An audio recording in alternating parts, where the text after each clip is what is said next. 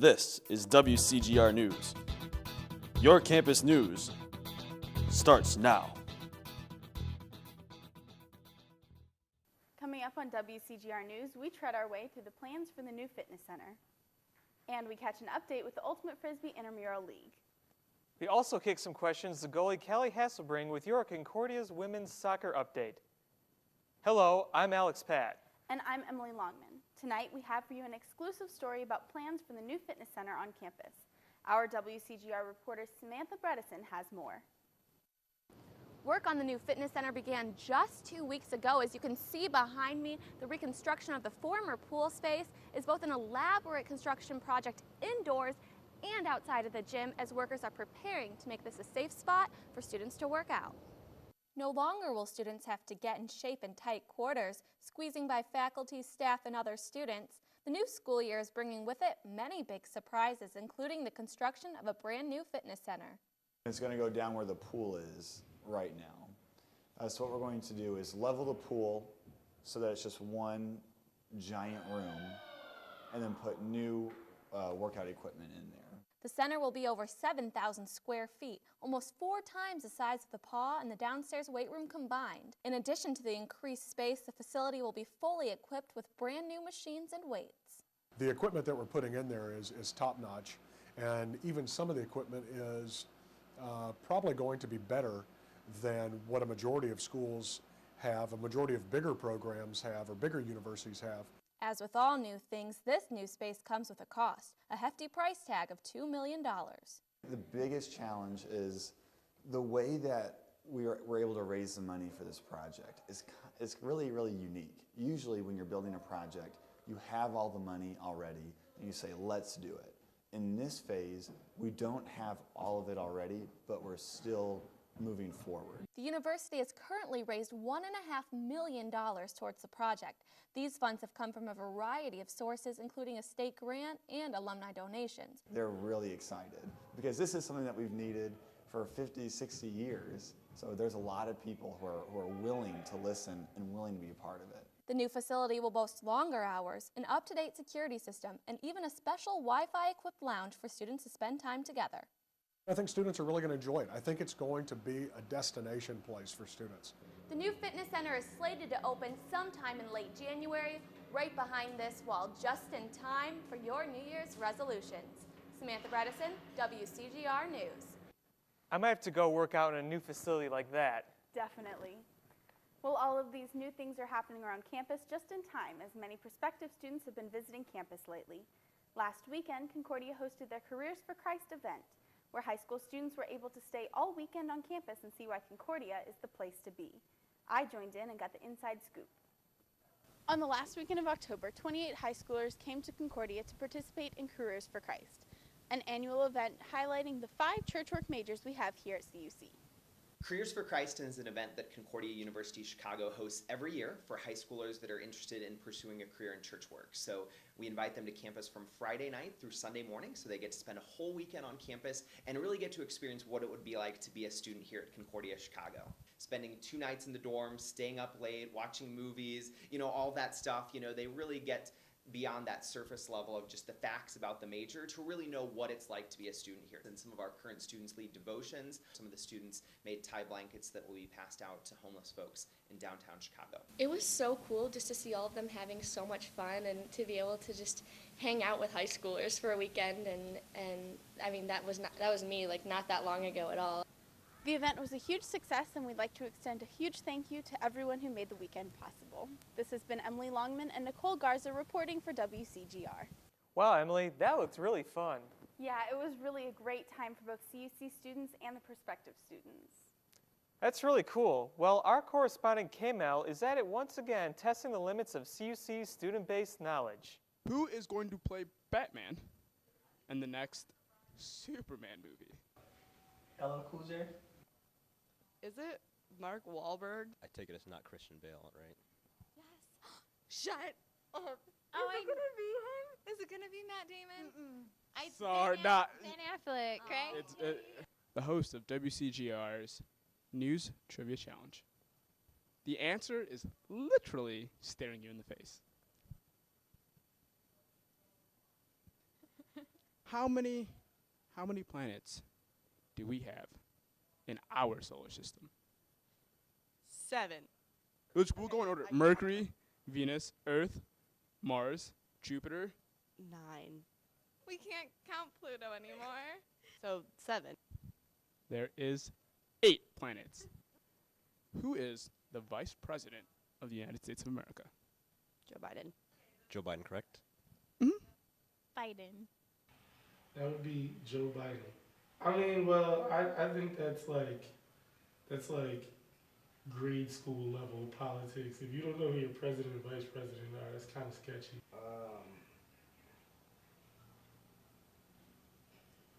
Wow. Is his first name start with a J? Yes, it does start with a J. John? Jim?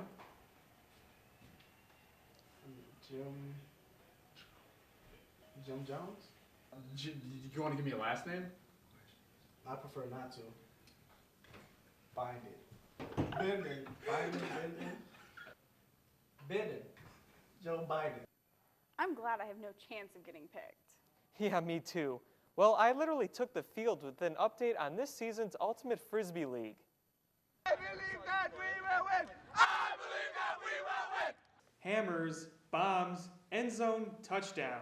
All the sights and sounds of an intense Ultimate Frisbee game. Though the intramural playoffs are coming to an end, Concordia has a tradition of playing Ultimate Frisbee games throughout the entire year. I'm here at Intramural Frisbee where the playoffs are underway today. I'm here with Dorothy Belli of the team Semi-Intimidating, where they have just won a playoff game and are moving on. Tell us a little bit about intramurals here. Well, intramurals are awesome. They usually start in September. You'll probably get an email at the beginning of September, and you go to imleagues.com and you can either sign up as an independent player and a team will pick you up, or you can talk to your friends and start a new team. We've got lots of pickup games. Every Monday and Tuesday night at 9:30, we meet in the Triangle. Fridays at 4, we go meet in the Triangle again and we go over to Dominican. This is Paul Horsemeyer, also from Semi-Intimidating, who are getting ready for their next playoff game. Can you tell us why you play intramural Frisbee? I really just love hanging out with friends, and I don't like to do college sports necessarily, but intramurals is a fun way to stay active and just have fun with it, you know?